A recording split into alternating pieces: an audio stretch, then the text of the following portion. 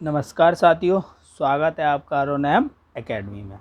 हमने एकेडमी में टेंस करा दिए हैं, एक्टिव पैसिव करा दिए है ना, डायरेक्ट इनडायरेक्ट हो गए हैं और आर्टिकल्स हो गए और मॉडल्स भी हो गए। आज मैं पढ़ाता हूँ आपको फिगर ऑफ स्पीच। क्या पढ़ाऊँगा? Figure of speech.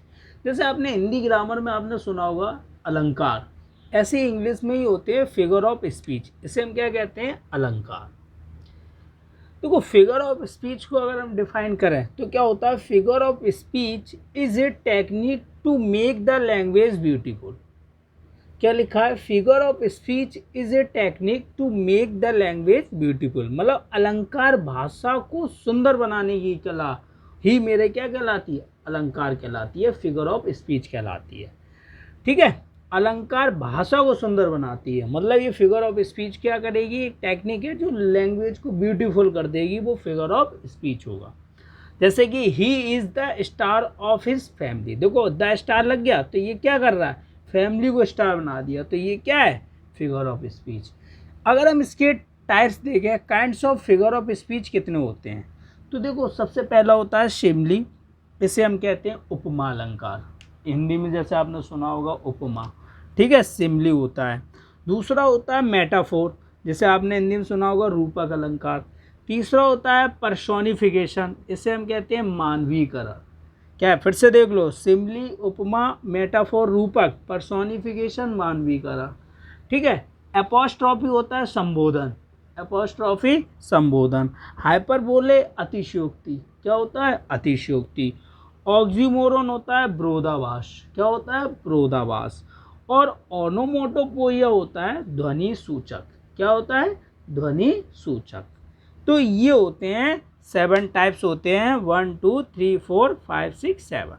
कौन कौन से? Simile, metaphor, personification, apostrophe, hyperbole, oxymoron और ओनोमोटोपोइया, जिसे हम कहते हैं ध्वनि सूचक।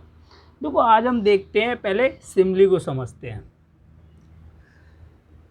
तो इसको सिमिली में देखते हैं क्या होता है।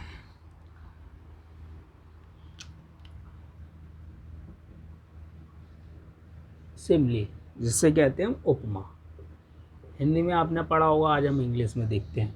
लिखा है in this figure of speech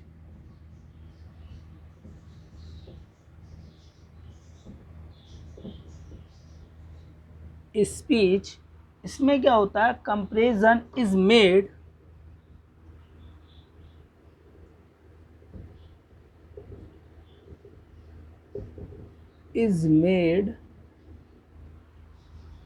between two different kind object.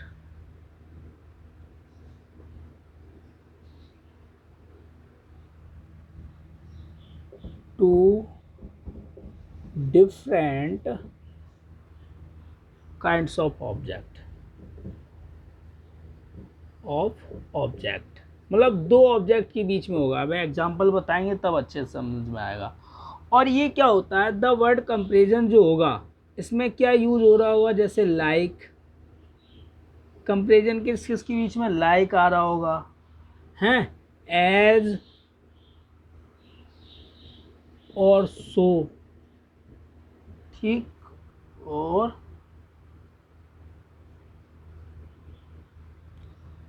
Are used.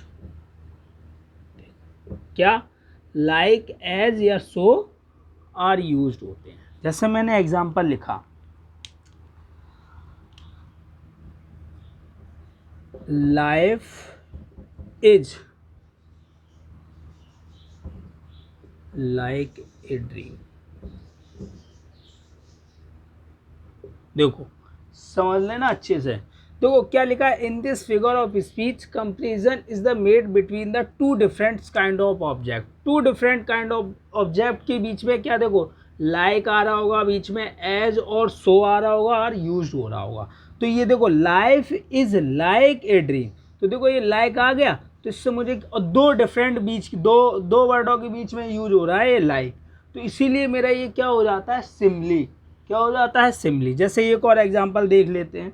जैसे मैंने लिखा, देखो दो वर्ड्स के बीच में ये यूज होगा, जो भी ये लाइक, एज और सो। जैसे मैंने एक एग्जांपल लिखा, ही इज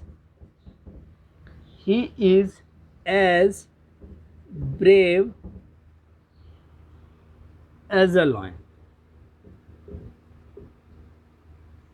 देखो इसमें भी देखो क्या यूज हो रहा है, एज यूज हो रहा है, लेकिन किस दो वर्डों के बीच में। देखो he is as brave as a lion, तो ये कौन सा हो जाएगा, फिगर ऑफ स्पीच सिमिली हो जाएगा। तो ये आपको एग्जाम में एग्जाम्पल मिलते वो पूछता है कि इन दिस फिगर ऑफ स्पीच कौन सा है, तो आपको बस याद रखना है लाइक एज और सो दो वर्ड के बीच में आ जाए तो वो मेरा कौन सा होगा, सिमिली होगा। कौन सा होगा, सिमिली होगा। तो ये सिमिली समझ में आया। अब देखते हैं नेक्स्ट, इसी का दूसरा आता है, कौन सा आता है, मेटाफोर। कौन सा आता है, मेटाफोर। देखो उसको भी हम समझ लेते हैं। नेक्स्ट आता है मेटाफोर।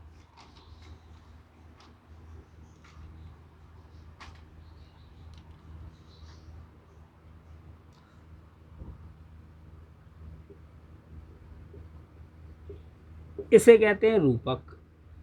देखो यही टर्म यूज होते हैं, लेकिन इसमें होता है क्या है, पहले डेफिनेशन देख लो। In this figure of speech,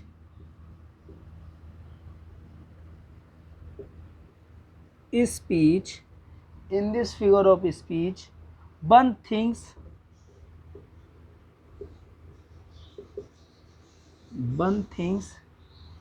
is supposed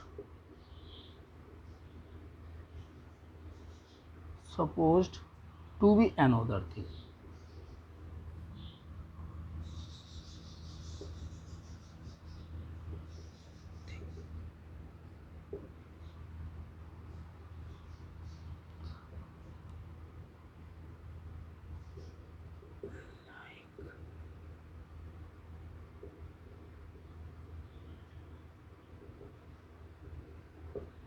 देखो मेटाफोर समझ लो एक बार फिर से, क्या लिखा है, in this figure of speech one things is suppose to another things. मतलब इसमें क्या होता है कि एक वस्तु को दूसरी वस्तु मान लिया जाता है। क्या मान लिया जाता है, एक वस्तु को दूसरी वस्तु मान लिया जाता है। अब इसमें लाइक एज और सो नॉट यूज होंगे, ये चीज़ अब यूज नहीं होगी इस वाले मेटाफोर में। देखो एग्जाम्पल से अच्छे समझ में आता है। जैसे मैंने लिखा life is a dream, life is a dream. देखो अब इसमें ये चीज़ याद, देखो अब इसमें क्या है कि मेरा जीवन एक सपने की तरह है, मान लिया गया। लेकिन अब देखो लाइक और एज ये सब चीज़ यूज नहीं हो रही हैं।